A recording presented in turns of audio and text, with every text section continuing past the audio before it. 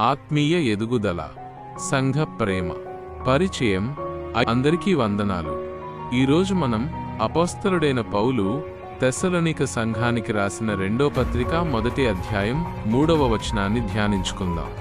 సోదరులారా, మీ విషయంలో మేము దేవునికి ఎప్పుడూ కృతజ్ఞతలు చెప్పవలసిన వారం. ఇది తగినదే, ఎందుకంటే మీ నమ్మకం ఎంతో అభివృద్ధి చెందుతూ ఉంది.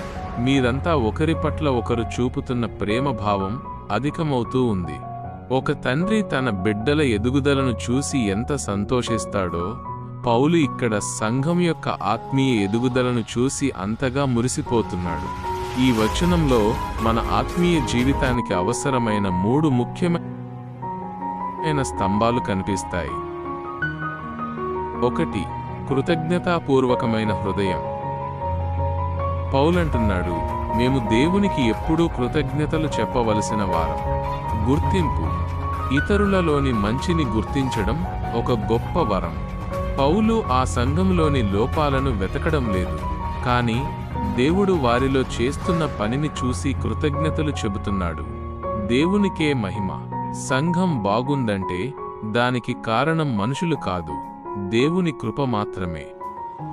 అందుకే పౌలు దేవునికి కృతజ్ఞతలు చెల్లిస్తున్నాడు. మనకు పాఠం. మనం మన తోటి విశ్వాసుల ఎదుగుదలను చూసి అసూయపడుతున్నామా, లేక పౌలులా కృతజ్ఞతలు చెబుతున్నామా? 2. అభివృద్ధి చెందే విశ్వాసం. మీ నమ్మకం, విశ్వాసం ఎంతో అభివృద్ధి చెందుతూ ఉంది. సజీవమైన విశ్వాసం. విశ్వాసం అనేది ఒకచోట ఆగిపోయేది కాదు, అది విత్తనం లాంటిది.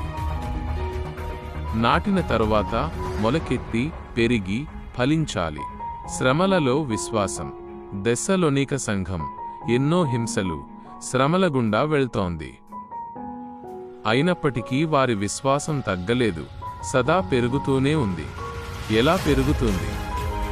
దేవుని వాక్యం వినడం ద్వారా, ప్రార్థన ద్వారా, దేవుని మీద ఆనుకోవడం ద్వారా మన విశ్వాసం అభివృద్ధి చెందుతుంది.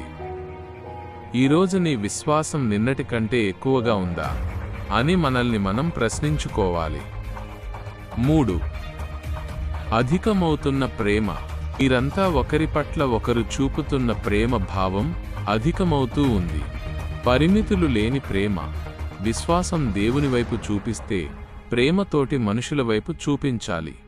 ఒకరిద్దరిని ప్రేమించడం కాదు, మీరంతా ఒకరి పట్ల ఒకరు అని పౌలు స్పష్టం చేస్తున్నాడు. క్రియారూపక ప్రేమ. ఇది కేవలం మాటల ప్రేమ కాదు,